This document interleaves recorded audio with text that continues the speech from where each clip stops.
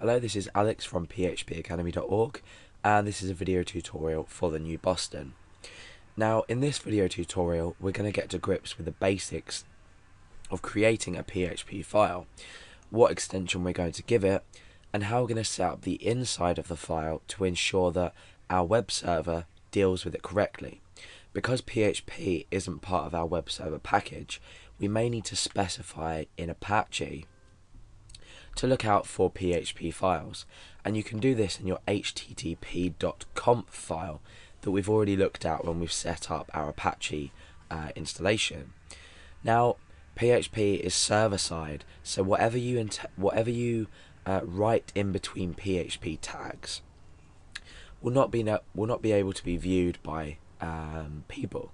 Usually, when you create an HTML document, you'd start with your HTML tags. You'd obviously do it much more correctly than this, but you'd start with your HTML tags. You'd create your body tags, and different information and different functionality of the page will go in different places. Now, in PHP, it's a lot more loosely structured, and the way we do things is we use PHP tags. Now, on their own, PHP tags look like this. So you can see that it is it's a mirror image of a less than sign first of all, then a greater than sign at the end here. In between are these question marks, and then just the words PHP. It can also be specified like this. Now, this might look a bit odd to you at first. However, what we actually do is just after PHP here, we come down and everything we want to write in PHP goes in here. So every time you set up a new page and you want to include some level of PHP in it, for example, you can combine PHP and HTML in a page. We could have our PHP tags here, and we could also have our HTML tags down here. So whenever you start up a new page and you're going to include PHP, you want to create tags like that or like that. I'd probably recommend the use of the PHP notation at the start. So these are your PHP tags. PHP code will go inside here. So how do we go about saving our file so it can be interpreted properly by our web browser, or our web server, So we go ahead and we save the file. Now, I have a folder inside my htdocs folder called series, and this is where the videos, or the code for the videos for the whole series, will go.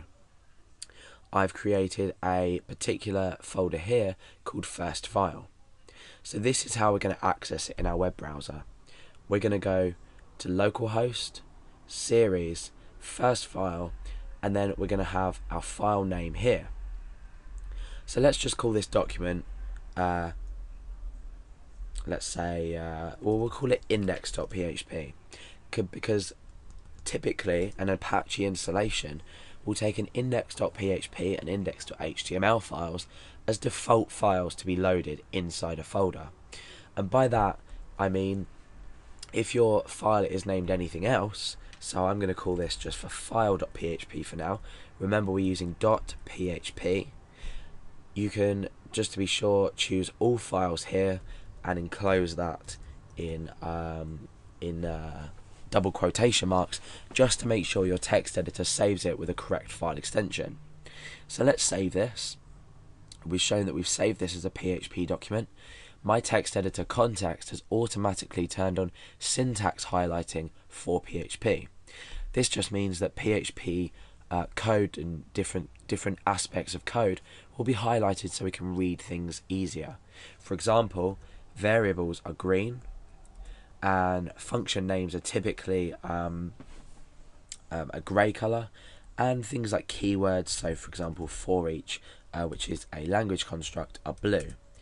And it depends, so strings can be brown, for etc, etc. So we've got this file and we've saved that. Now if we come in here and refresh our browser, you can see that the file appears here. Now if I click on this, that's our PHP document ready to go. We can start programming and we can start displaying output to the user and calculating. And as you can see, if you've clicked to view the page source, there's nothing there. So let's combine some HTML with PHP and see what happens. And you can see now that by just including some HTML tags and refreshing the page, you can see that these actually show up. However, our PHP code will be up here. However, it won't be shown because it's interpreted by our web server program. That's where everything's sort of calculated, and then we display the output that we want using PHP. So it's a server-side scripting language as opposed to HTML, which is just tags that are interpreted by different browsers. Okay, so like I said earlier, you can name your file and give it a specific file name, or you can choose to name it index.php. So I'm going to start up some PHP tags, and I'm going to save this as index.php. Now, this is in this directory if we go back, so when I refresh, index.php will automatically be opened. We won't have this index of /series/first file. We won't be able to see the files. We'll just be presented with the index.php page. And to test this, I'm going to use a simple command in PHP to demonstrate this. I'm going to say echo, and this is my output. There's a tutorial on echo and what it does, or you'll see what it does, but how it works and a bit more information about it. So for now, I'm just going to be outputting this to the screen. So let's refresh the page. You can see that we've automatically gone to index.php. My browser doesn't show it up here, but let's just type that in manually so we can definitely see. So the page, it's automatically gone to index.php. If I just choose to go to the file, the folder I mean, is exactly the same. So these are different conventions of naming files. If you name something anything else other than what's specified, index.php and index.html I think are default specified in an Apache configuration. However, normal files are not named to open by default. So that's a bit about naming files and how you should name and create your files. And you've learned also how to set your PHP tags up ready to code inside them.